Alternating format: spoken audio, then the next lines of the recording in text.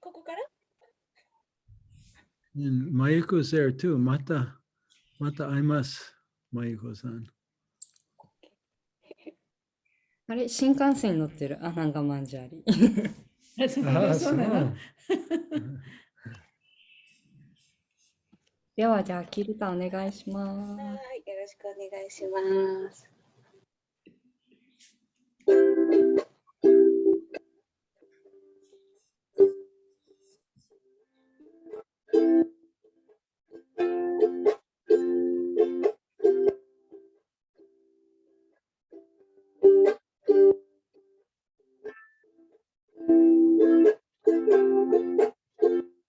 ハレクリシナ、ハレクリシナ、クリシナクリシナ、ハレハレ、ハレラマ、ハレラマ、ラマラマ、ハレハレ、ハレクリシナ、ハレクリシナ、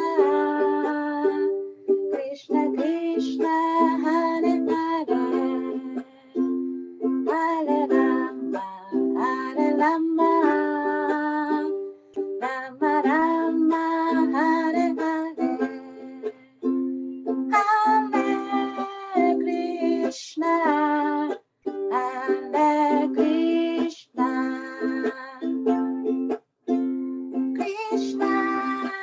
Krishna Krishna, Hare Hare. Hare Rama,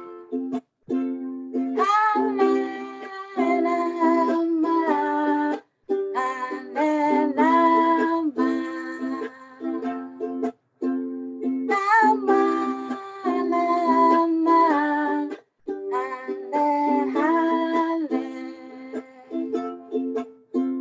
Hare Krishna, Hare Krishna, Krishna Krishna, Hare Hare. Hare Rama, Hare Rama, Rama Rama, Hare Hare, Hare Krishna, Hare Krishna, Krishna Krishna, Hare Hare, Hare Rama, Hare Rama, Rama Rama, Hare Hare. Hare Krishna, Hare Krishna, Krishna Krishna, Hare Hare, Hare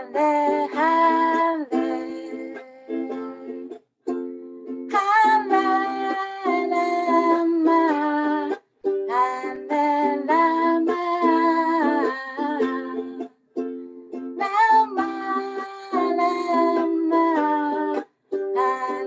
Hare Hare, Hare Krishna, Hare Krishna, Krishna Krishna, Hare Hare, Hare Rama, Hare Rama, Rama Rama, Hare Hare, Hare Krishna, Hare Krishna, Krishna Krishna, Hare Hare, Hare Rama, Hare Rama, Rama Rama, Hare Hare, Hare Krishna, Hare Krishna, Krishna Krishna, Hare Hare, Hare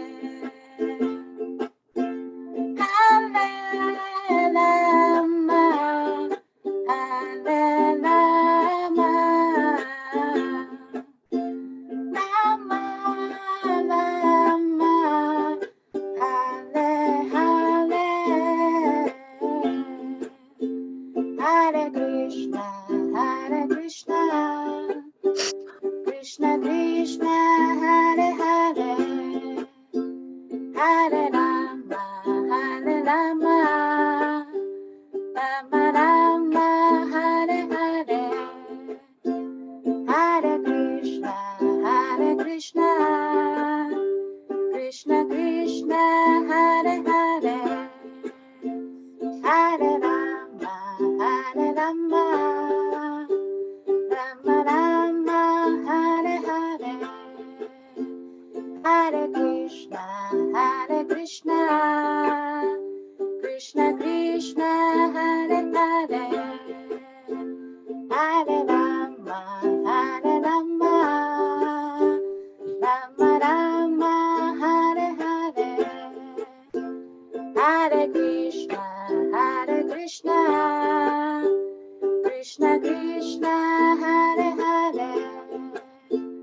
Hare Rama, Hare Rama, Rama Rama, Hare Hare, Hare Krishna, Hare Krishna,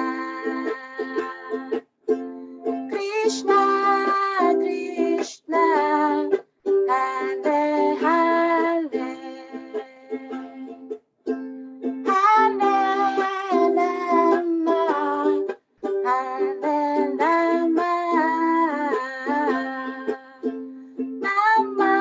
Rama, Hare Hare, Hare Krishna, Hare Krishna, Krishna Krishna, Hare Hare, Hare Rama, Hare Rama, Rama Rama, Hare Hare, Hare Krishna, Hare Krishna, Krishna Krishna, Hare Hare, Hare Rama, Hare Rama, Rama Rama,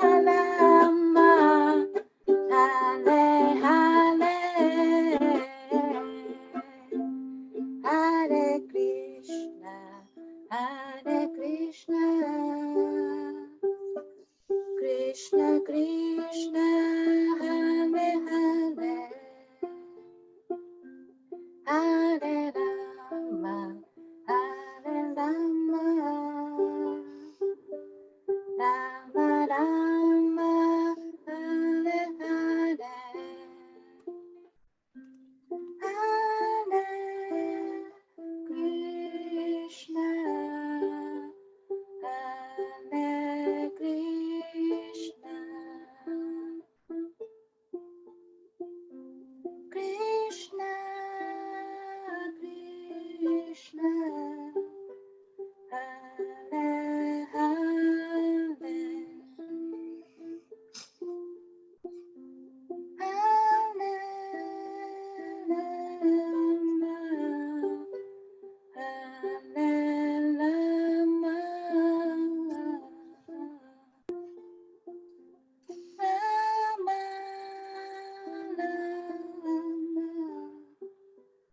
Hare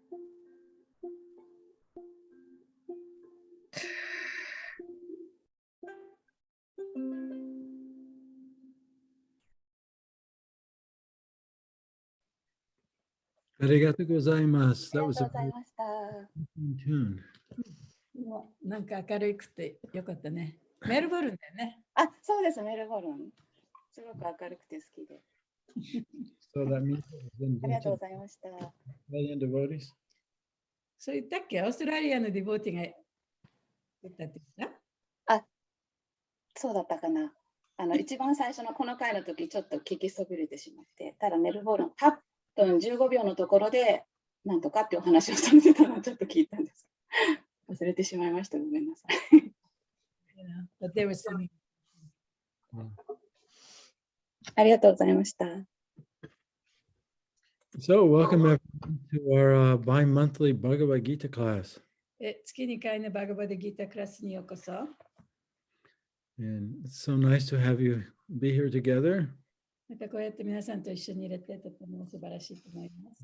And even if we're on the Shinkansen. 新幹線に乗る。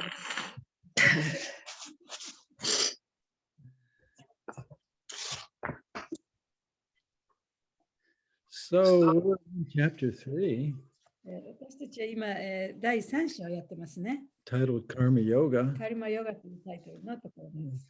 We read a very interesting, of course, they're all interesting verses, but last time, verse 17, Krishna, he's been talking about duty and having to do your duty in order to free yourself from karma. で、まあ、いろいろな説が読んできましたけれども、みんなとっても面白い説なんですけれども、でこの前やった17節のところですね、17節のところでは、私たちはそのいろいろな義務を果たさなければいけないということを、what did you say? Say it again, please. We have to do our duty in order to become free from karma. カルマから自由になるためには義務を果たさなければいけないということを学びました。But that word duty is very vague. でも私たちの義務というのはとても大きい。Very big. Vague, 義務というのはとても抽象的な言葉ですよね。right? So, of course, in Vedic terms, everyone knows it means to follow the rules and regulations of the Vedas. で、そのベーダの時代には、その義務というのは、そのベーダの規則、原則に従うということをみんな知っていました。Or to, follow religious principles. で、その宗教的な宗教原則に従うということですね。Like for us, following Prabhupada's method. で、私たちにとってはそれはプラバパダのそのメッセージに従うということ。Yeah. Prabhupada often says we have to do our routine duty. でプラバパダは私たちは常にその決められたね、規定的な義務をやらなきゃいけないというふうにおっしゃってました。And so when he says that, what he's referring to is following the four regulated principles and chanting 16 rounds. それは4つの規則を守って、1日16週唱えるということです。Right. Gradually, then we overcome our material conditioning. そうすることによって、物質的なその条件付けられたものから超えていくことができるということですね。Which means when we overcoming your material conditioning means that you're becoming free of your karma. 物質的な習慣を超えるということは、カルマから自由になるということでもあります。That's right. Like if you're an alcoholic, 例えば、アル中の人、you're almost forced to drink, right? アル中の人っていうのはもう本当に飲まなきゃいられない人ですよね。Because you've developed this habit. ということは、そういう習慣ができてるから。Each time you drink, the habit becomes stronger. で、飲めば飲むほどその欲求が大きくなってくる。And then the urge to drink increases. そして飲みたいという気持ちがもっと大きくなってくる。So that's a very easy example of karma. で、それがカルマというものと比較して、とても分かりやすい例だと思いますね。Right. In order to become free of that karma, で、そういった種類のカルマから自由になるためには、ちょっとどいてくれる？ちゃんと使ったお皿洗うから。what do you say? I don't know,誰かの音が聞こえてます。Well, in order to become free of that addiction to alcohol, one has to begin with some restraint. 例えばその中毒から抜け出すにはね、やっぱりどっかでそれをコントロールしなきゃいけないわけですよね。First, one has to admit I'm an alcoholic. それはまず最初にね、自分はアル中だということを認めなきゃいけない。And then one has to go through that purification of becoming free of that addiction. そしてその中毒から自由になるための浄化のプロセスをね、たどらなければいけない。Yeah, so the religious rules and regulations, whether they're Vedic or some other religious scripture, is our duty to follow. だからその宗教的な規則とか原則のベーダもそうですしね、他の宗教でもそうです。そういった規則原則っていうのは私たちが守っていかなければいけない義務なわけです。Because we have conditioned habits of attachment and aversion. で、私たちにはその習慣となったね、自分の好き嫌いというものがあります。But in 17, let's look at 17. 17章をじゃあもう一回見てみましょうか。Krishna talks about somebody who doesn't actually have to follow でここ the religious principles. でクリシュナはここでそういった宗教の規則に従わなくてもいい人のことについて話しています。Because he's already liberated. というのはその人はもうすでに解放された人だからです。Yeah, so he says, but for one who takes pleasure in the self, whose human life is one of self-realization, and who is satisfied in the self only, fully satiated, for him there's no duty. だが自己の本性を楽しみ、自己を悟ることだけに生き、自己のうちで完全に満ち足りている人には、もはやなすべき義務はないって言ってますね。So we shouldn't misunderstand this. これをね、誤解しないでほしいと思います。It doesn't mean that a self-realized person can just misbehave. でそれはその自己を悟った人っていうのは誤った行動をしてもいいっていうことではないんですね。It's more like he doesn't have to stay in prison anymore. でそれもどっちかというと、もうそういう人たちは牢獄に閉じ込められている必要はないということです。Right? Those who misbehave, they have to stay in 悪 the いことすれ material ば world. ね、この物質世界に居続けなければならないですよね。Also, he says, how do you know if you're a liberated soul and beyond duty? で自分がその自己を悟った魂であっても義務は行う必要がないっていうのはどうやったら分かるのかっていうことも説明しています。Well, you see, according to this verse, the whole focus, the whole attention of the person is inward. でこの説によると、そういった人のその完璧なる心っていうのはこの心の中の方にね集中しているということですね。Yeah. So when we look inside ourselves, だから自分の心の中を見たときに、we'll become very aware of what our thoughts are. 心の中を見ると、じゃあ自分が考えていることはどういうことなのかということが分かるようになります。And what we're feeling 何を感じているのか、and how we're behaving. どういうふうに自分は行動しているのか、そういうことが分かります。And we'll be very aware of the effects that our thoughts and our feelings and our words have on ourselves and upon others. そして自分の考えや感情、そして自分の行動が自分に対してどんな影響を与えているのか、また相手に対してどんな影響を与えているのかということも分かるようになります。And then we begin to become aware of the real self.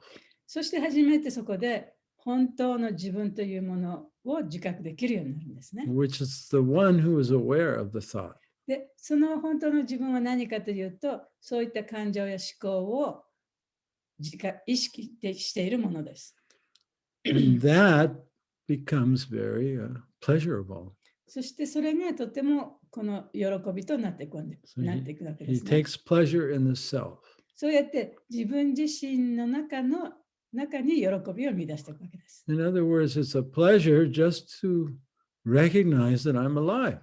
で、そこでもって自分はこうやって生きてるんだということを感じるだけで喜ぶことができるようになるということです。It's like when you walk outside in the morning 例えば朝ね、外にちょっと出てみますね。 and you see the sun rising で、太陽が昇ってくる。 and the spring flowers, で、その春の花が咲き乱れている。 right? And you take a deep breath でそこで大きく深呼吸をして、 and you just feel happy to be alive. そうするともう自分がここで生きてるということだけでハッピーですよね。 That moment, you're not thinking of anything you need or want. で、その瞬間は自分が一体自分が何が欲しいか、何が自分望んでるのかなとかっていうことは一切考えてない。Yeah, just being alive is enough, もうそこでもって生きてるということだけでそれで十分。 right? You're not having any negative thoughts about yourself and how you're not good enough. で、そこでもってね、自分に対してね、ネガティブなことを考えていたり、自分はダメなんだと思っていたりは絶対しないですよね、そういう瞬間は。 Or I don't have this or I don't have それは自 that. 分はこれを持ってないとか、あれを持ってないとか、そういうことも考えて Or ない。 I want this partner. で、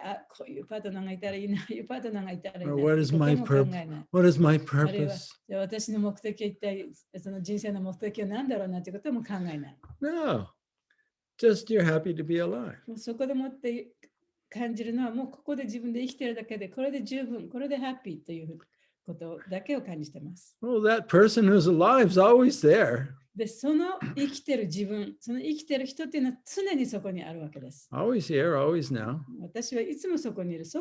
今ここにいる。 But we're not aware. でも、そのことが意識できてない、自覚できてないわけです。 because we're looking と outside いう of のは私た ourselves. ちは自分の中ではなくて、外に向かって自分の心が向かっているからです。 Yeah, when we're daydreaming, I want this, I want that. で、一日のうちで私たちは頭の中でぼーっとあれが欲しい、これが欲しいと考えている。 That's not looking within. それは心の中を見ているということにはなりません。 Yeah, that's being here but wanting to be somewhere else. これは自分はここにいるけれども、あっちに行きたい、こっちに行きたい、これが欲しい、あれが欲しいっていうふうになっていることですよね。 And Krishna calls this the duality of delusion. クリシュナはこれを幻想の矛盾というふうに言ってます。 We're never there, we're always here. で、私たちは絶対あっちの方にいることはないんですね。私たちは常にここにいるわけですから。 But when we're lost in the mind thinking about the past to the future, we feel like we're somewhere else. でもマインドの中に自分を見失っていろんなことを考えているときには自分はあたかもそういうところにいるようなふうに想像しているわけです。 Or we're wanting to be somewhere ある else. いはそこに行きたいと思っているわけですね。 And that's the cause of unhappiness. で、それこそがそのアンハッピー、不幸せの原因なんですね。 But when we look within でも心の中を見てみると and we notice I'm here, 自分がここにいるということに気がつき、 we don't feel separate or dissatisfied. そうするとその不満足感っていうのがないんですね。 Yeah, so that's the beginning of taking pleasure in the self. で、それこそがその自分の中に喜びをその見つけて自分がここにいるということだけを喜ぶというそういうことの第一歩になります。 And focusing on the reality, the truth, that becomes our obsession. その真実の現実っていうこと、それだけに心を集中しておく。それがThat becomes what? Our obsession. 私たちがもう常にね、求めなければいけないことなんですね。See, that's a human life of one of self-realization. それがその自己を悟るっていうことを望んでいる人間としての性です。Right? And every time we look within, we feel happy. そうすると自分の心の中を見るたびにもう本当にハッピーになることができるんですね。 Because we see I exist. そうすると自分はここにちゃんと生存してるんだと。And that existence is coming from a でsource. これが自分がここに生きてるってことはこの何かの源があって自分はここにいるんだ。 So Krishna says that person, there's no duty for them. でそういう人にとってはもう義務は行う必要はないよってクリスチャンは言ってるんですね。 It doesn't mean they ignore their religious principles, だから宗教原則をね無視しなさいって言ってるわけではないんです。 but they're not concerned with them either. でもそういうことにあんまりその心をね向けなくてもいいっていうことですね。 It's like a person who follows the traffic laws. で例えばその交通の規則に従うときに They're not being worried about caught by the police. ちゃんとその交通規則に従ってれば警察が来て捕まるとかってことをね考えなくてもいいですよね。 It doesn't mean they break the laws, もちろんそうやって交通規則に従っている人がその規則を破るということではないですよ。 but it's not their focus. でもそれがフォーカス、そこに焦点が当たってはいない。 They know the truth is within. で、もう本当にその真実というのは自分の心の中にあるということを知ってる。 Yeah, so they don't care about scriptures or rituals or any of だ that. から儀式だとかね、文献だとかね、そういったものにその心をね、こう角に向けることはないということで Because すね。 these are all external to the self, really. で、そういうものはその心の中の自分にとってはどっちかというと外面的なことになりますからね。 Yeah. So this is the context for today's verse, で、そういうことから今日の説に続いていきます。 which is verse 18. そこが18節ですね。 So let's look at 誰 that. か読んでくださいね。18節。誰読んでくれる？はい、お願いします。 Okay. Om Namo Bhagavate Vasudevaya. オナモバガバテバスデバヤ。 Om Namo Bhagavate オ Vasudevaya. ナモバガバテバスデバヤ。 Om Namo Bhagavate オ Vasudevaya. ナモバガバ So I'll read the Sanskrit and then we'll do the word for word and the translation and the purport. はい、サンスクリット語を読みますので、日本語訳とそれから、翻訳と解説に移ります。Naiva tasya kritenarto na kriteneha kaschana na kaschya sarvabhuteshu kaschid artha vyapasraya na never なあ、決して何々ない。 eva certainly エヴァ、確かに。 tasya his 他者、彼の。 kritena by discharge of duty クリテイナ、義務の履行によって。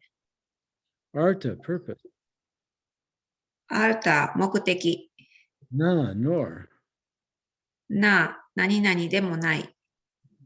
akritena without discharge of duty アクリテーナ、義務を履行せずに。 iha in this world イーハ、この世界において。 kaschana whatever カシチェナ、何であろうと。 na never なあ、決して何々ない。 cha and チャー、そして。 asya of him アッシャ、彼の。 sarvabhuta among all living beings サルバブフテーシュ、すべての生物の中に。 kaschit any カーチャッ、どんな。 artha purpose アルタ、目的。 vyapashraya taking shelter of イヤパシュラや何々の保護を求める。 translation A self-realized man has no purpose to fulfill in the discharge of his prescribed duties, nor has he any reason not to perform such work, nor has he any need to depend on any other living being. 自己を悟った人には、規定の義務を履行する目的がなく、その仕事をしない理由もない。また、いかなる生命体に頼る必要もないのだ。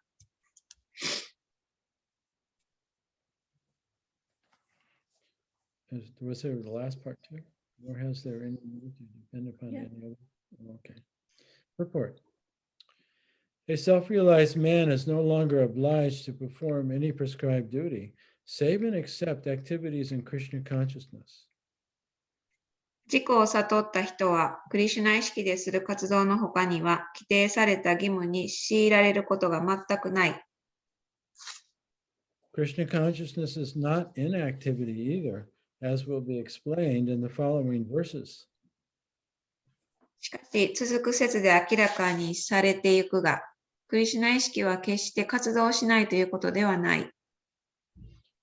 A Krishna conscious man does not take shelter of any person, man or demigod. また、クリシュナ意識の人はいかなる人にも、また神々にも保護を求めたりしない。Whatever he does in Krishna consciousness is sufficient in the discharge of obligation. 何であろうと、クリシュナ意識で行うならば、それはもう与えられた責務を十分に果たしたことになるのである。End of the purport. 解説の終わりです。Om Ganata Mirindasha Gananjana Salakaya Chaksu Militam Yena Tasmai Shri Gurave Namaha Nama Om Vishnu Padaya Krishna Prastaya Bhutale Shrimakti Bhakti Vedanta Swami Namane Namaste Saraswati Devi Gauravani Pacharane Nirvishesha Sunyavadi Paschatya Deshatarane Jai Shri Krishna Chaitanya Prabhu Nityananda Shri Advaita Gadadhar Shivas Hari Gaur Bhaktivinoda Hare Krishna Krishna Krishna Hare Hare Hare Rama Rama Rama Hare Hare Panchakapa Tarubhyascha Kripa Sindhubhya Eva Cha Patitanam Pavanebhyo Vaishnavebhyo Namo Namaha.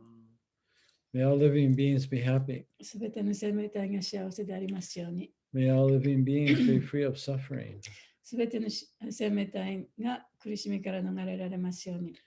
And may all living beings discover their true self in their relationship with God and with each other. すべての生命体が神との関係の中での本当の自分を見つけることができますように。Hare Krishna.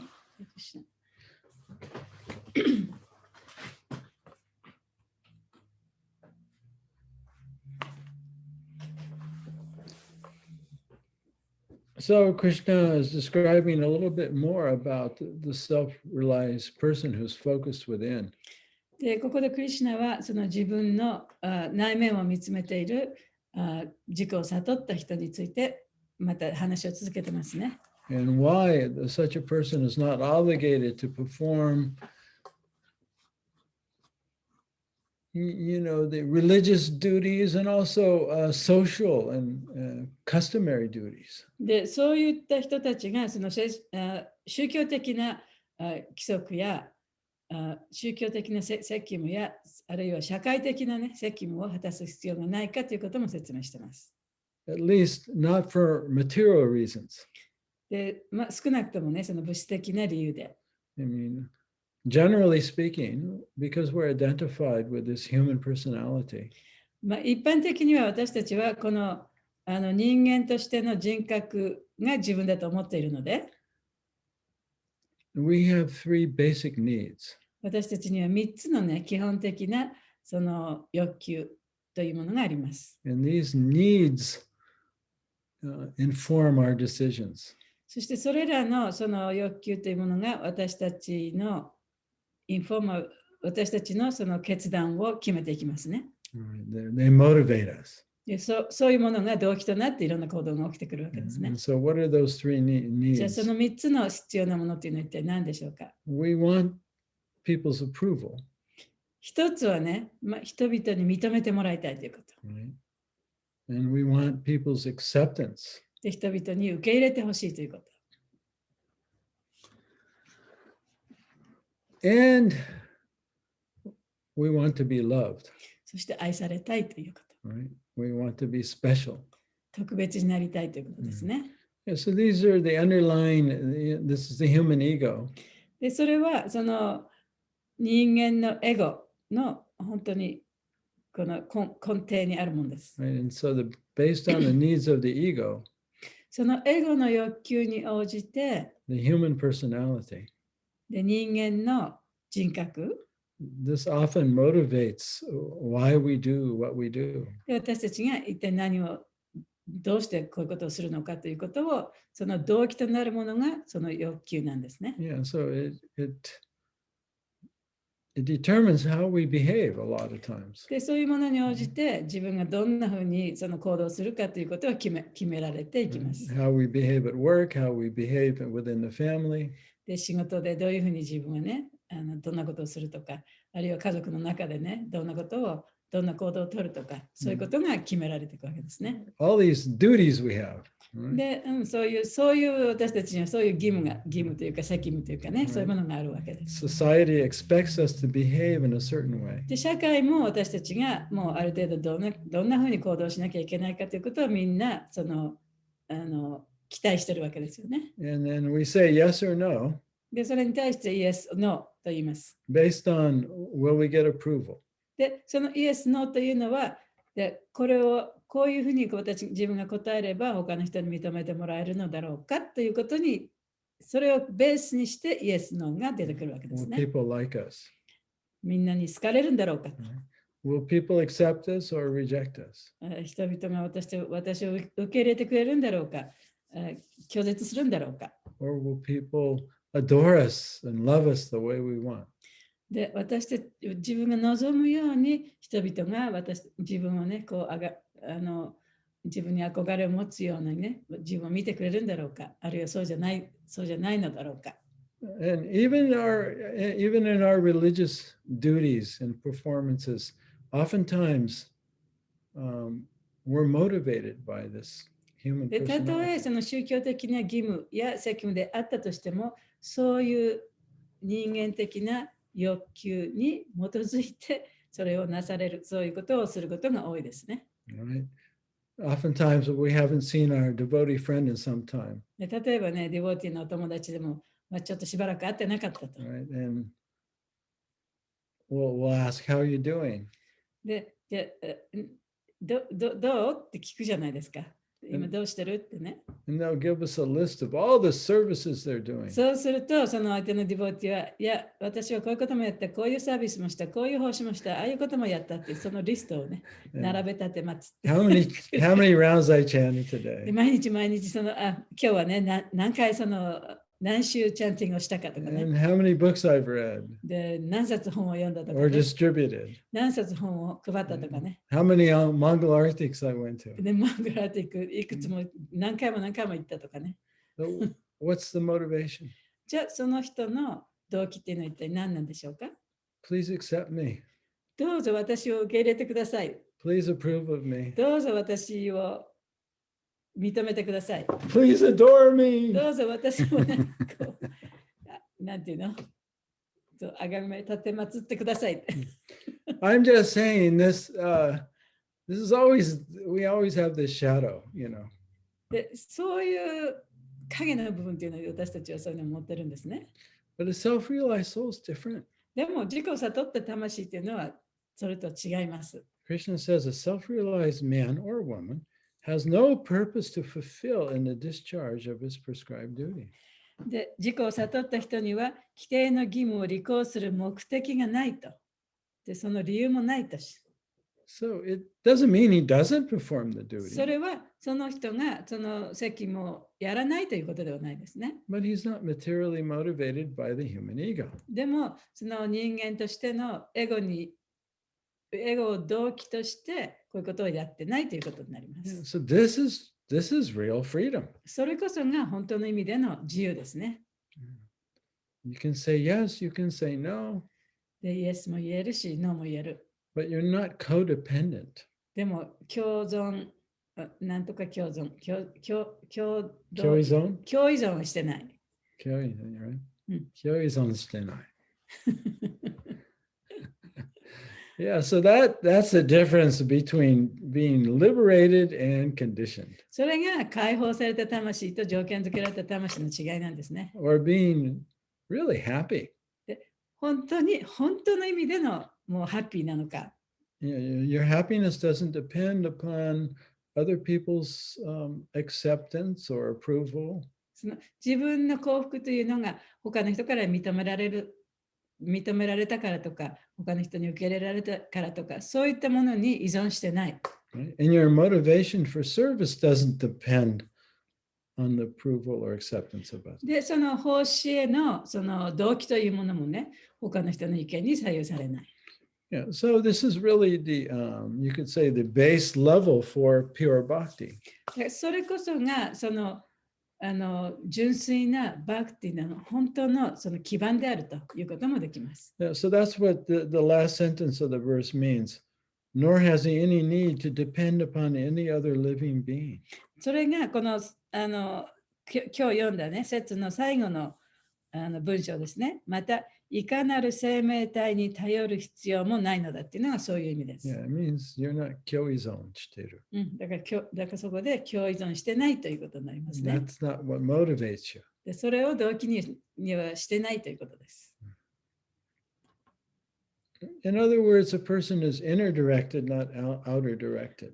ということは、それはその人自分の心の中からその方向性を示してもらってるんであって、その外側のいろんな人の意見とかね、態度によって変わらないということです。 Yeah, so in other words, whether people approve of us or disapprove of us, で言い換えれば、ね、その相手の人が自分を認めるか認めないかにかかわらず、 or people accept us or reject us, あるいは人々が自分をその拒絶するか、あるいは受け入れるかにかかわらず、 or whether people love us or hate us, あるいは愛されるか愛されないかにかかわらず、 that doesn't affect our service to Krishna and to all living beings.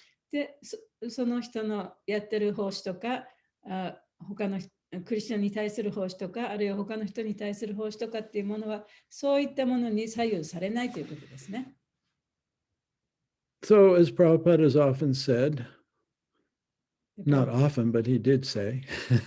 He said devotion or love for Krishna has three things. で、プラバパートはクリシュナへの愛は3つのことがあるというふうにおっしゃいました。It's voluntary, それは何かというと、ボランティアの精神でやると。right? So we can't be forced, それは誰にも強いられてやらない。 and we can't force others で、他の人を強いてもいけない。 because in order for there to be love, you have to be able to choose yes or no. で、その本当に愛されるには、やっぱり自分がそれを望んで、自分が選択して、イエスをノーを選択してやらなきゃいけないわけですけ Yeah, どね。 so this free will we have is the only thing that makes us a spirit soul. でこの自由意志があるということのみが私たちをその魂にさせるものなんですね。 Right? And so that's the whole purpose, really. でそれがもう本当に目的そのものなんですね。 Yeah, so that we have a choice. で私たちがそのチョイスがあるということね、選択肢があるということ。 We can't force someone to love us. だから他の人にね、自分を愛してほしいということを知ることはできないですよね。 Yeah. As soon as we try and force someone or manipulate someone, naturally they want to say no. でね、その相手の人にその愛を強要したりね、策略を立てては自分のことを好きにならせようとしたりしたらね、相手は必ずノーと言いますね。 Yeah, so love is voluntary. 愛というのはまずボランティアの精神がなければいけないというこ It's と。 also individual そして個別であるということ。 and it's spontaneous. そして自発的なものであるということ。 And so the self-realized soul is very spontaneous. で、その自己を悟った魂というのは非常に自発的だと。 Or 自発的です。 very straightforward, not calculating, not trying to manipulate. とってもその率直でね、いろんなことを計算高かったり、そういうふうに策略を立てたりはしないですね。 So each one of us, we have our own capacity. で、私たちはそれぞれその、容量があるわけですね。 And we also have our individual life. で、私たちにはそれぞれその個別の生活もあります。 Right? Friends and family. 友達もファミリーもあります。 And we have our work, 仕事もあります。 our co-workers, で、仕事の同僚もいます。 and the society we live in. そして自分が今住んでいる社会もあります。 Right? It has, certain history and culture. で、歴史とかね、その中の文化もあります。 Or like American, no culture.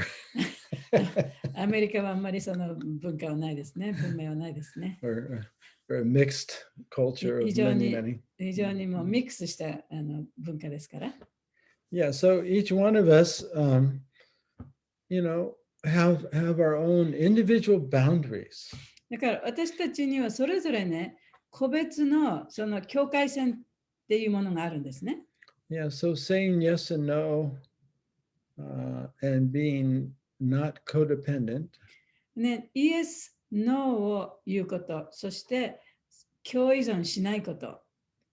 It means having healthy boundaries. というのは、それは本当に健全な、健康的な境界線があるということになります。 Yeah, and so we say yes and no based on what our inner needs are.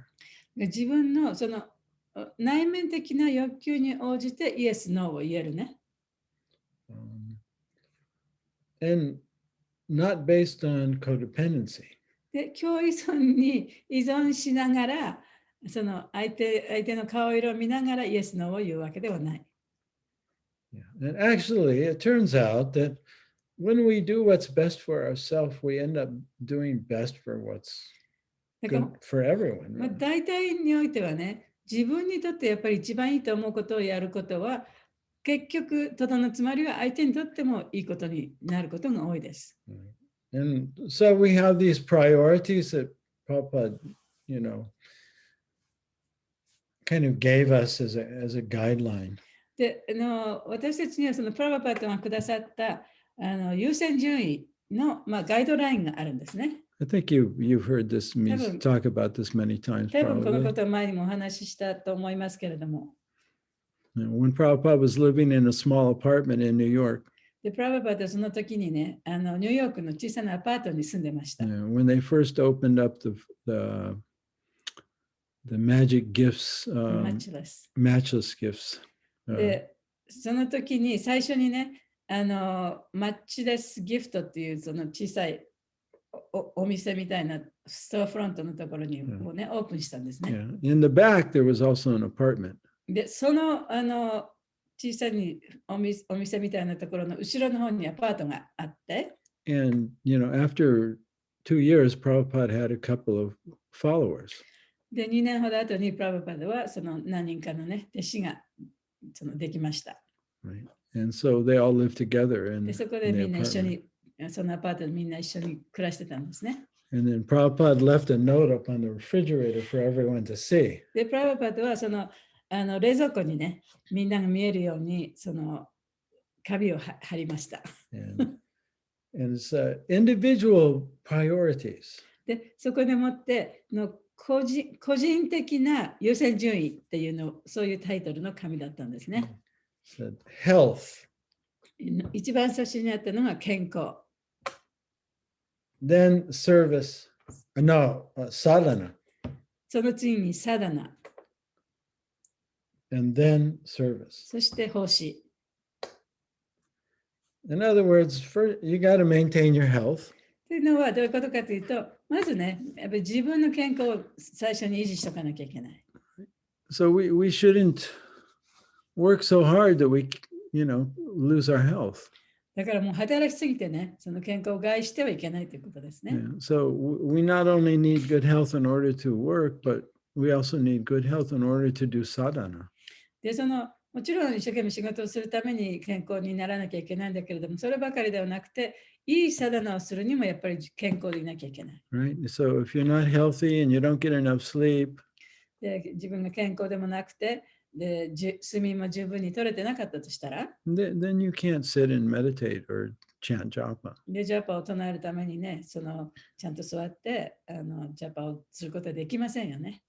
It's kind of like in order to help others, first you have to help yourself, right? それはどっちかというとね、誰かを助けるにはやっぱり自分をまず最初に助けなければいけないということと同じですね。Right. So before you can really do service, first you have to be in good health and in good consciousness.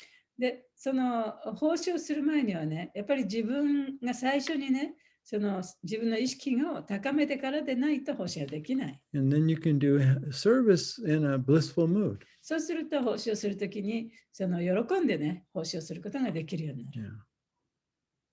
And so these priorities are very practical. だからその優先順位っていうのは非常に実践的な優先順位でしたね。But they're also very individual. しかしそれはまた非常に個人的なものでもあった。Right? And they're always voluntary. で、それら常にボランティア精神にのっとったものでした。Yeah. So although, we as devotees, we're a unit, and we have a united purpose. で、ディボーティたちはやっぱり一つの、グループとしてね、一致団結した目的っていうのがあるわけですけれども、Right, which is to please our teacher and God. で、その目的は何かというと、神様と自分の先生をね、喜ばせることっていうことです。You could say that unites us. で、その目的があるからこそ私たちは団結することができる。But at the same time, we're individuals. でも、同時にそのディボーティーも個人のね、個別の人たちですよね。And we have to take care of ourselves. そういう意味で自分をやっぱりちゃんとテイクケアしなければいけない。So we have to respect each individual's needs. だからこそ、一人一人の要求、必要なことっていうのをね、やっぱり尊敬しなきゃいけないですね。And sometimes that's going to be saying yes and sometimes saying no to service. だからそれは時にはね、その奉仕に対してもイエスという時もあるし、ノーという時もある。Yeah, so we have to have healthy boundaries with each other and even with the spiritual organization. だからたとえその精神的な組織においてもね、そのなんていうの、その境界線をね、健全な境界線がなければいけないということです。Yeah, so this is what Krishna means when he says that a self-realized person has no need to depend upon any other living being. で、それがここでクリシュナがおっしゃってる、自己を悟った人にはいかなる生命体に頼る必要もないというのはそういう意味です。Right? A Krishna conscious man does not take shelter of any person, man or demigod. で、クリシュナ意識の人というのは、どんな人にも、あるいはどんな半身にさえもね、その頼ることはないと。Yeah. So that basically means we're not kyo-izon. だから、共依存はしないということですね。Yeah, we're focused within. で、自分の心の中に心を集中させて、That's where we find our happiness. そこの中で私たちの幸福を見つけることができる。That's the rock we build our house on. それこそがその家を建てる一番の基盤となるところです。Yeah. If we don't find that rock within us, その基盤を自分の心の中に見つけることができなければ、then that's like building a house on sand. それは砂の上に建てた家のようなものです。Right? When the storm comes, で、嵐が来れば the house blows away. 家がね、壊れてしまう。Yeah. So we shouldn't even be dependent upon a spiritual organization. だからたとえね、その精神的な組織であってもそれに頼ってはいけない。Doesn't mean we don't participate. もちろんそれは参加しないということではないです But よ。 that's not where we find our strength. でもそれから私たちが自分のその力を得るわけではないですね。 Or our happiness.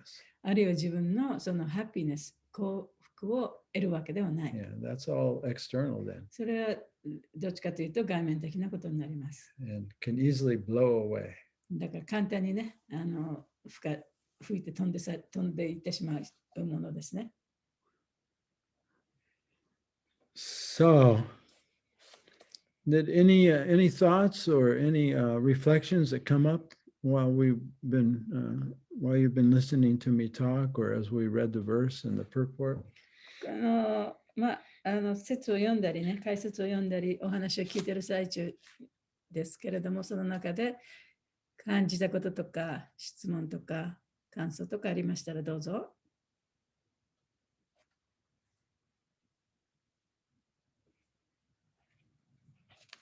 ハレークリシュナー。今日もありがとうございます。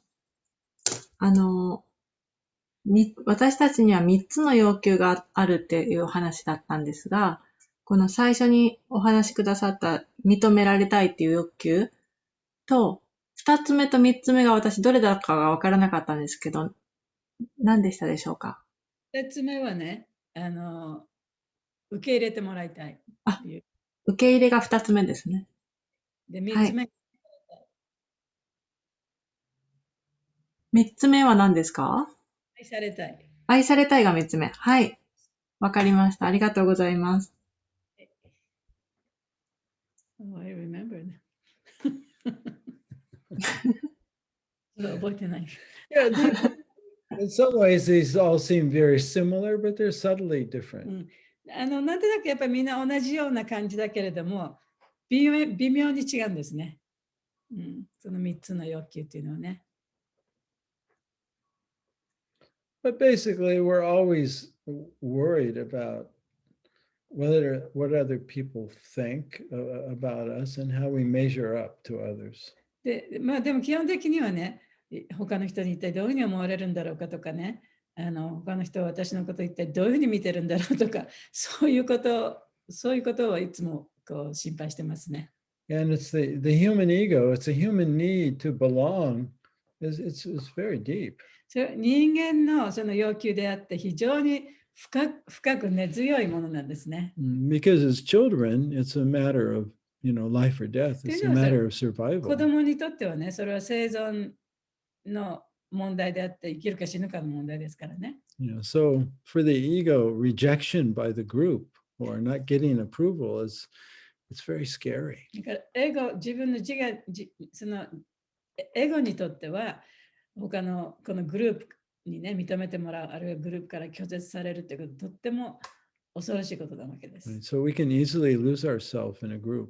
で、だからそのグループの中でね、自分を見失ってしまいがちになるのはそういうことなんですね。To the point that, we're totally concerned about what other people are thinking. で他の人が一体自分のことをどういうふうに考えているかということだけしか頭になくなってしまう。Right? So we dress in a certain way. で、だからもうその自分が何を着なきゃいけない、どんな格好をしなきゃいけないかとかね。We speak in a certain で、 way. その話し方もどんな話し方をしなきゃいけないとか。And we know exactly what words to say and how to speak in order to impress others. で、他の人にちゃんとね、受け入れて感心してもらうためにはね、どんな言葉を使ってどんなふうに話せばいいのかとかね。That's the opposite of self-realization and going within. それはその自己を悟ったり、あるいは自分の内面を見るということとは全く真逆のことですよね。Simply, the human ego becomes very, very thick and solidified. で、そうやってやることによって自分の人間のエゴがね、ますますもっともっと強くなってしまう。Yeah. So, spiritual life is like a double-edged sword. だから精神生活っていうのはどっちかっていうと、なんていうのも、刀の両刃ね。両方にその刃があるね。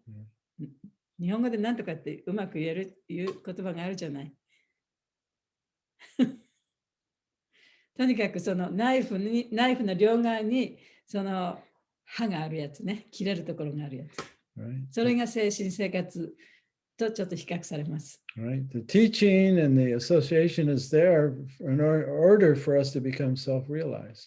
で、その教えとか、その本とか規則とかっていうのは、私たちがこの精神生活で高まっていくためにあるものですね。Right? To actually become free within. そして本当にもう自分の内面から自由になるためのものです。Right? To break out of the cocoon and fly like a butterfly. そしてその眉から出てね、蝶々のようにこう自由になるためのものです。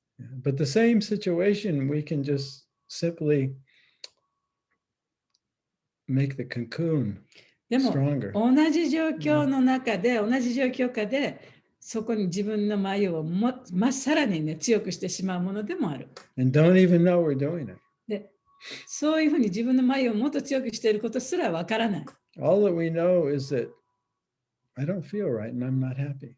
で、自分が分かっているのは、ちょっとこれ違うんじゃないかなと思いながら、あんまりハッピーでもないけど、一生懸命やろうというふうにやってることだけは確かに自分はやってると。それは分かる。I must not be doing it right. で、私はちゃんとやってないんじゃないか。Or I must try harder. でもっと一生懸命やらなきゃいけない。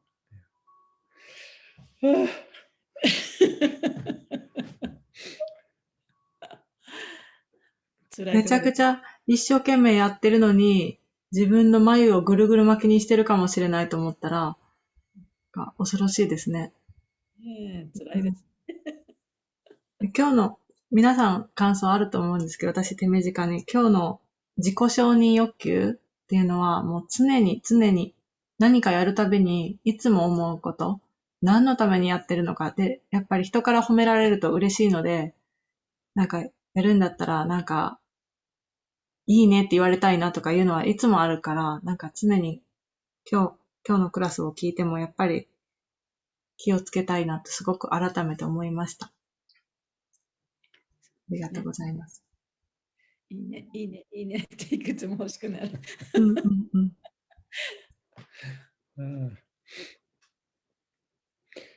Everything's, even our missteps and getting caught and thickening our cocoon, it's part of the awakening process. でもそうやってね、その眉をどんどん作り続けていくのとか、そういろんな間違いをやってしまうこととかね、それやっぱり学んでいく上でのプロセスの一つだから、それを私たちはそこのところを学んでるわけですからね。起きてしまうのはしょうがないですよね。But yeah, we definitely can waste many years and make many mistakes and really suffer. でもそうやってたくさんの間違いを犯したり、その前を作り続けて何年も何年もね、無駄に時間を過ごしてしまう可能性もあるわけですね。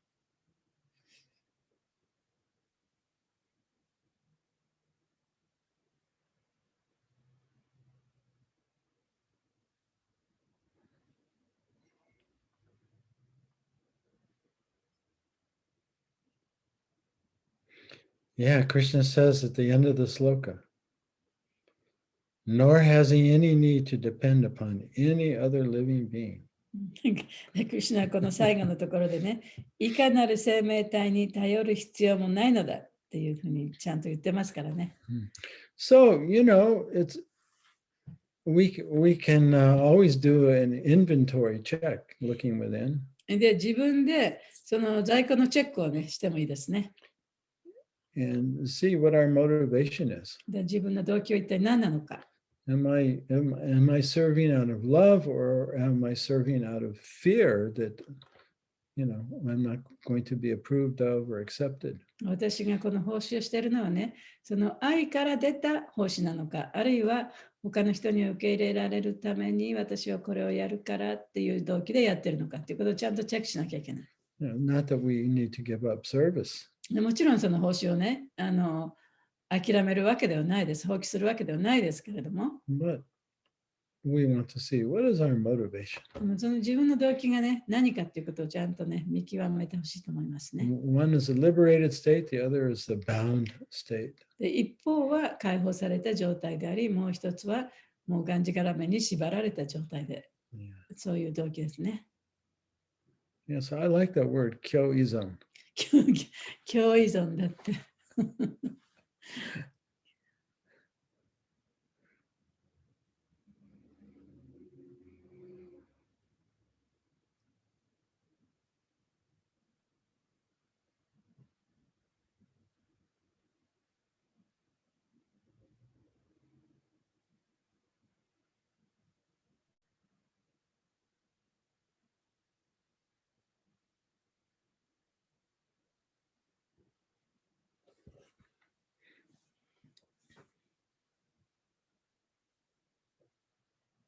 ハレークリシュナ、ありがとうございました。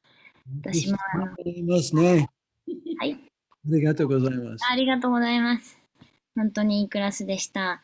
ちょうど何日か前に私プラサーダのインドレストランをやってるんですけども、そこでシタールとタブラのライブをやったんですね。で、私がやったんじゃなくて、私がタブラを習っている先生、私のお友達でもあるんですけど、よくキルタンにも参加して演奏してくれる人なんですけど、でその人結構すごいこうディボーティーに奉仕してくれるいい人で、もちろん両方いい人なんですけど、シタールの演奏もちえちゃんっていう女の子で、すごいこうインドに、修行しても本当にプロで2人ともやってはるんですね、その先生について。ですごいもう音楽的には専門的な人たちで、もうなんかこの音楽に込める力がもうすごいんですね。で、その3人で、私とその3人でじゃあイベントしましょうってなった時に、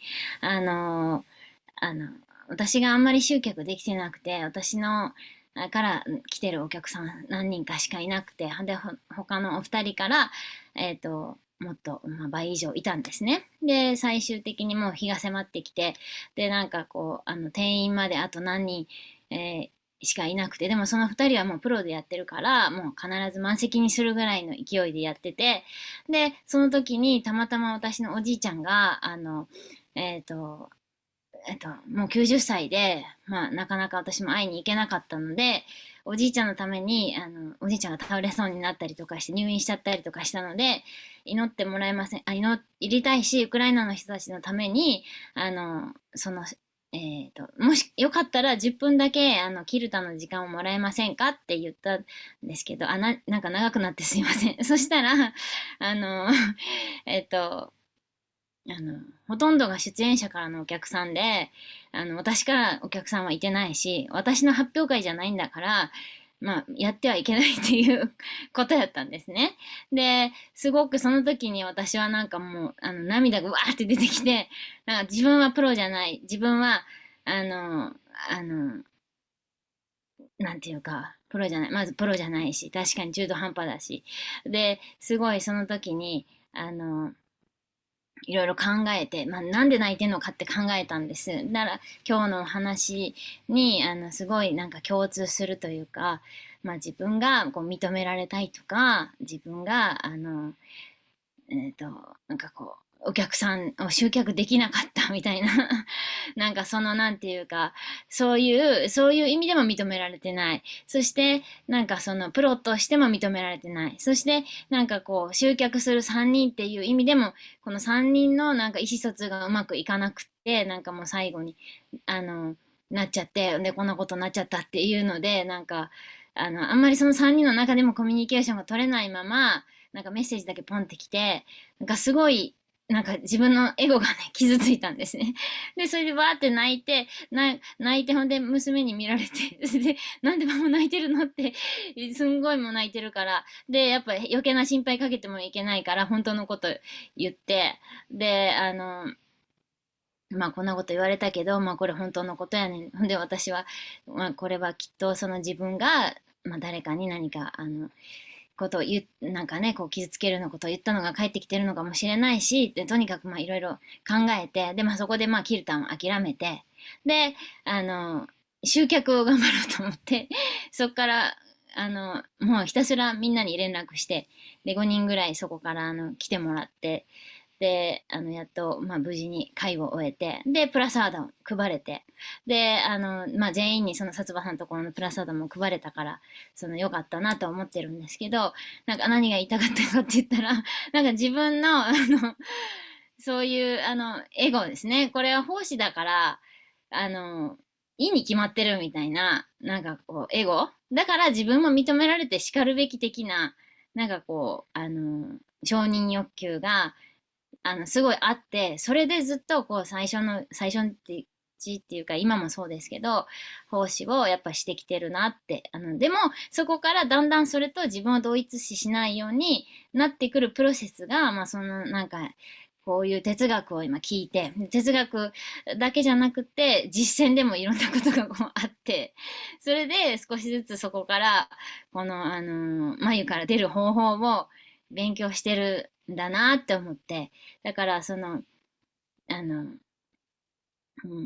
えば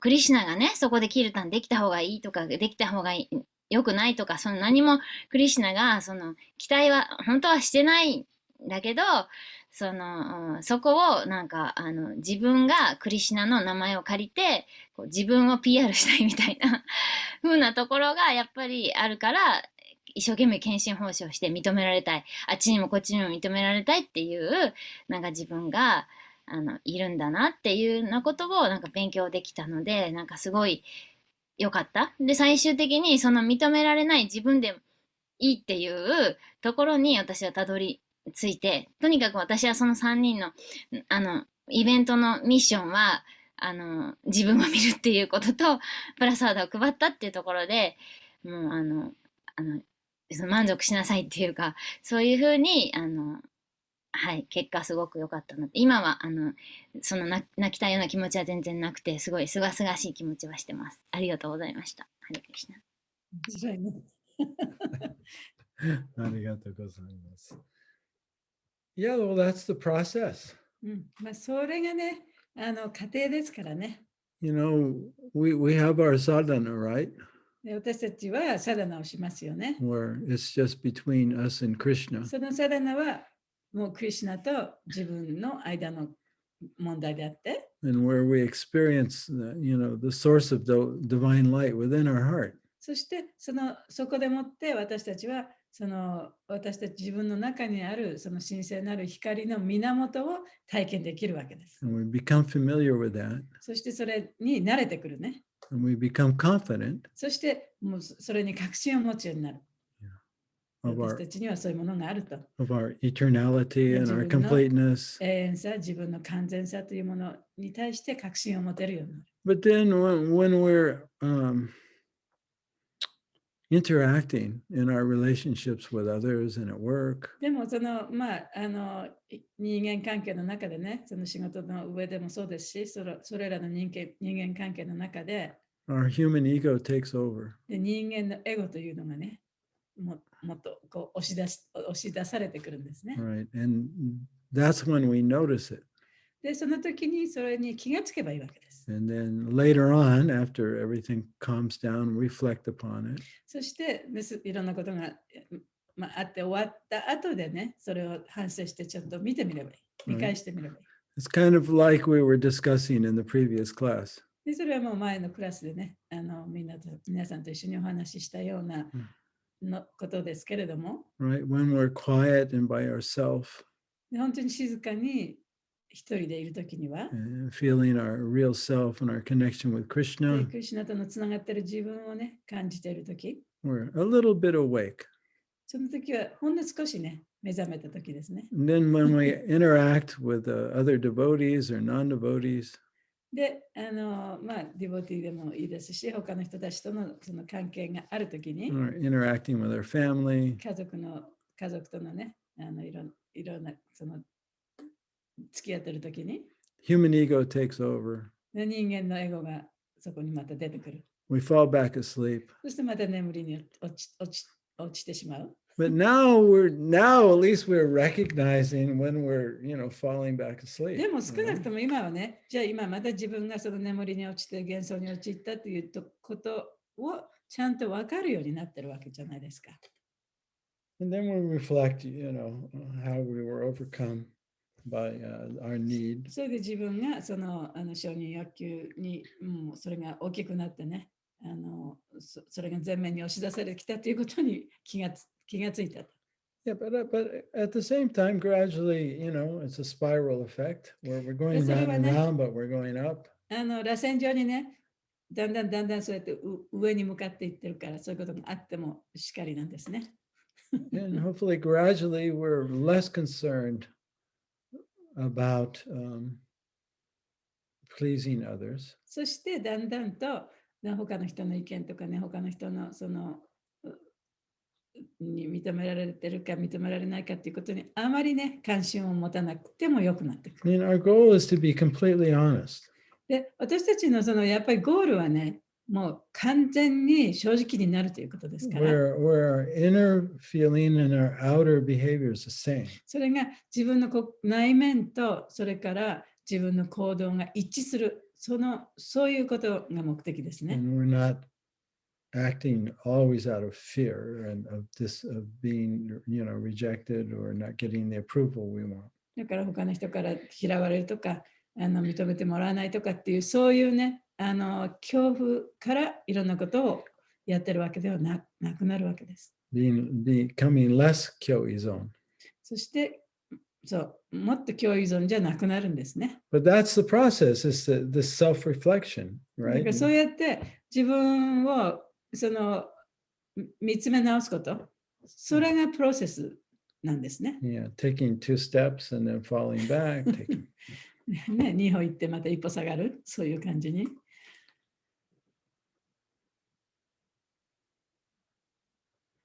Anyway, thank you for sharing your experience. We're all going through the same thing. そう、みんなね、同じようなことをやっぱり体験して言ってると思いますよ。At least I know I am. 少なくとも私はそうですね。I can only speak. もう一回発言していいですか？すいません。やっぱりすごく優しい人とか、感受性の高い人って周りの人の気持ちをキャッチするから、この人の反対意見は言わない方がいいとか、それが自己承認欲求、やっぱり他の人からの反応を気にしちゃうから、そこで反応を気にしちゃうっていうことと、その反応を認めてもらいたいっていうのと、なんかちょっと時々ミックスになって分かりづらくなるんですけど、認められたいからやってるそうじゃなくて、認められたいからやってるんだけど、本当に自発的にこういうことをやりたいからやってるんだっていうことができるようになったときに、それでもその周りの人をできるだけ傷つけたくないなっていうふうに思うんですね。で、そこの、なんていうのかな、さじ加減が、なんか、私も今ずっと考えてて、とっても難しいなっていうふうに感じたんですけど、もう話してる時点でこんがらがってるんですけど、なんか、わかりますか？ You would speak or act in such a way that you won't hurt others, right?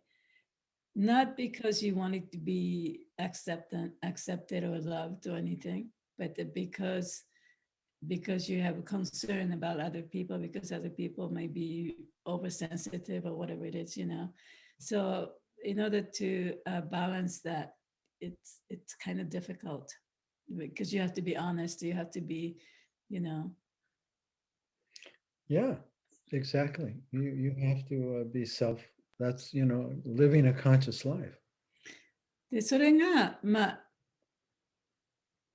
意識的な生活をするということで、Right?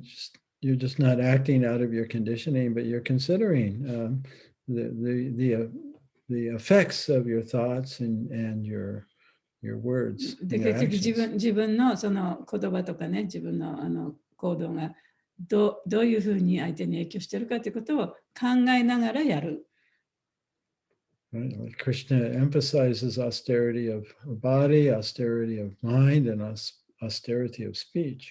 で、クリシュナはね、その肉体の苦行、あるいは言葉の苦行、話すことの苦行、そういったものをとても大切に強調してるんですね。Yeah, these are conscious choices that a self-realized soul or someone who's becoming self-realized begins to exercise their free will properly. だからその自己を悟った人たち、あるいは自己を悟ろうとしている人たちが意図的にその選択する、それの訓練。Right. I think, are you all familiar with the austerities of body, mind, and speech? その肉体とマインドと話すっていうことのね、苦行って知ってますか？苦行って言わないかな、なんて言うんだろう。Yeah, these all require a conscious attention. で、そういうことはすべてやっぱり意識してないとできないことですよね。Yeah, so it really comes from higher consciousness. だからより高い意識から来て初めてそういう行動が起こせる、初めてそういうふうに考えられる、話せる。Yogis involved in self-realization, like we are supposed to be.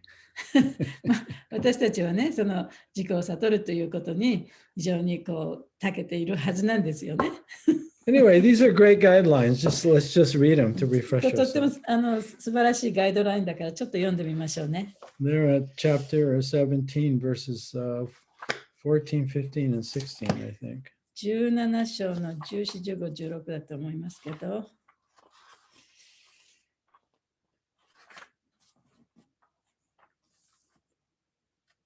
禁言っていうのか。Yeah, so first Krishna begins with austerity of body, and then speech, and then mind. はい、最初に体の禁言さから始まって、それから言葉に関する禁言さ、そしてマインドっていきますね。So 14, austerity of the body consists of worship of the Supreme Lord, the Brahmins, the spiritual master, superiors like the father and mother, and in cleanliness, simplicity, celibacy, and nonviolence. 17章の14節です。体の禁言さとは、思考主、ブラフマナ、精神の死を崇拝し、父母のような目上のものを敬い、清潔、実直、禁欲、非暴力でいることである。Yeah, so this austerity of the body is a very conscious intention, you know. で、体の禁欲さというのはだから非常にね、意図的なものなんですね。And then we have 15 of speech.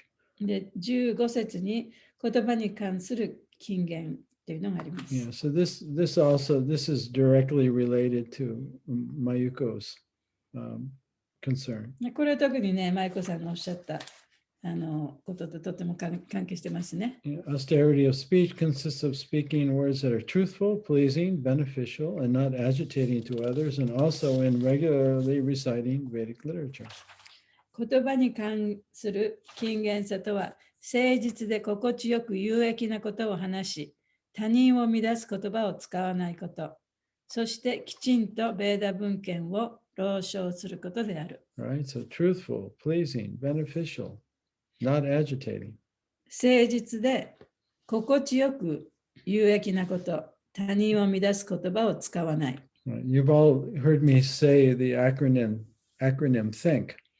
で、前にね、その think というふうに話すときにね、アクロニムってこう、なんていうの、その頭文字を取ると think ってなるんですけど、そういうお話をしました。Right. So before we speak, だから話す前にね、まずこういうことを考えなきゃいけない。we have to consider, is it truthful? これは誠実か、正しいことを言ってるのか、真実を言ってるのか。Yeah. What's R? Is it, think H じゃない。oh yeah, is it helpful? H はね、有益なことを言ってるのか。And I, is it inspiring or encouraging?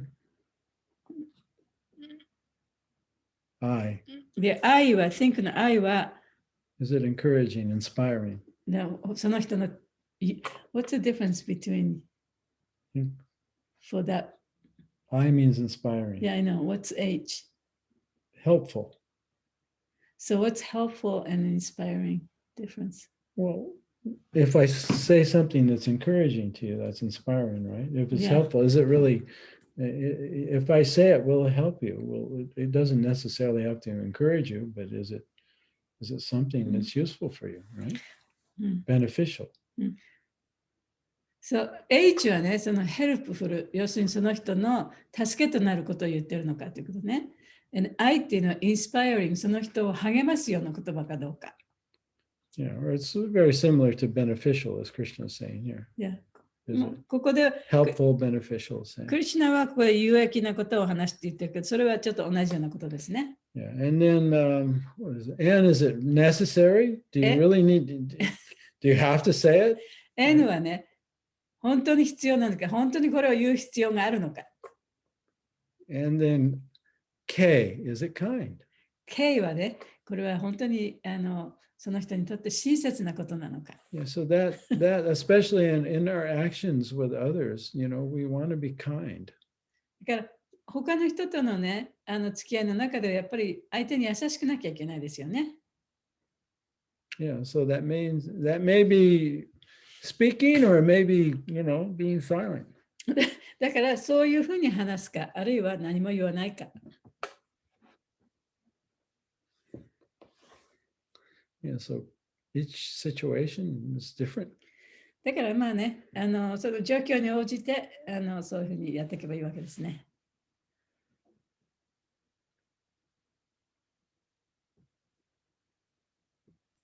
なんか少しわかりました。少しだけですけど。その、相手のために言っているのかどうか、それは、相手にこういうことを言って私がいい人だと思われたいければ、それは自己承認欲求だけど、本当に相手のことを思っていたり、今のシンクのものを考えて行動していたら、自己承認欲求に影響されないで人と関係を持つことができるかもしれないなというふうに今ちょっと思いました。合ってますかね。Yeah. あと、シンクのお話は、サッチャ先生が沖縄に来てくださった時にやっていただいてからすっごく印象に残って、多分一番印象に残ってて、よく思い出してます。I like it very much too. That's why I always talk about う it. ん、私もそれ大好きですからよく話しますね。 I have to remind myself. うん、自分にもやっぱりまたね、何回も思い返さなきゃいけないことですから。 Because I, when I reflect upon my life, I'm looking at my life in the rear view now, rear view mirror because it's, it's almost over really.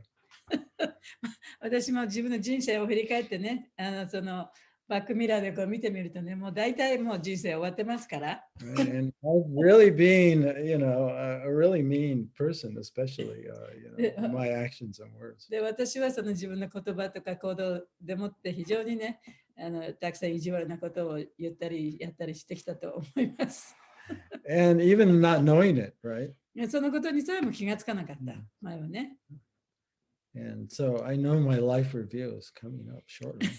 そうやって自分の人生を見返すね、時間が多分迫ってると思いますので。うん、 Anyway, that's a kind of a Toshiori no hanashi. 年を取るとそういうことを思いますね。 Yeah, yeah. Yeah, we talk about our health and about who's still living. そう、みんな年寄りが集まるとね、やっぱり健康のこととか、誰が死んだとかね、そういう話しかしなくなりますからね。うん、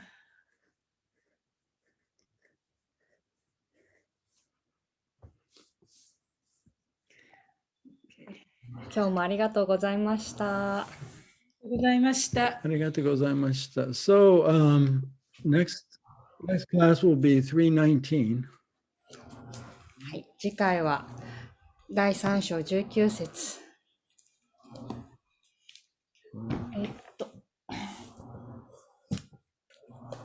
We'll get together on May 1st. 5月1日ですかね。そうですね。5月、5月3日5月3日。日本はお休みの日ですけど。I always get it. It's off.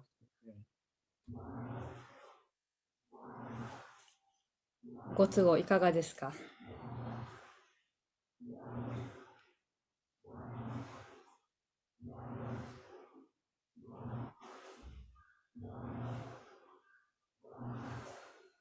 So it's not the third, it's actually the second here and the third there. はい。 Okay.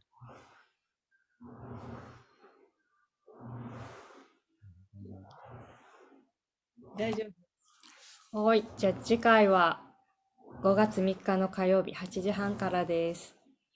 よろしくお願いします。いつもサッチャ先生の言葉から勇気と励ましをいただいてます。ありがとうございます。So, thanks for listening to this old person. じゃあ今日もありがとうございました。サッチャデーバプラブキージャーイ。マハグナさんキージャーイ。シュリラプラパーダキージャーイ。Let's get there. ハレクリシナ。ハレイクリシナー。